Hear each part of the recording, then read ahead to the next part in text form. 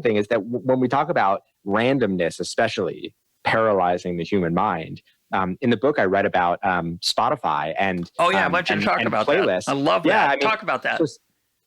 So Spotify, a few years ago, was this incredibly successful startup company, but it had one big problem, which is the same problem that Apple had a few years earlier, which is that people kept making playlists and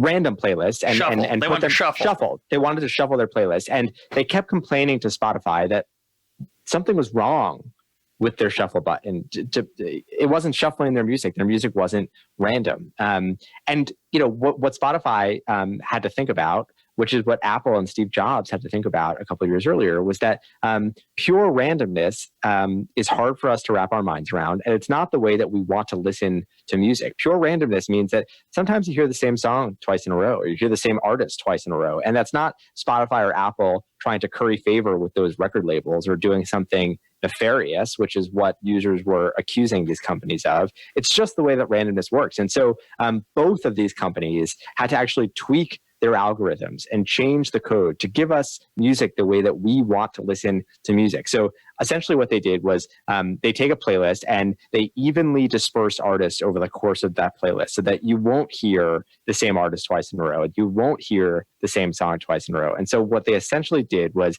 they made playlists less random to feel more random. And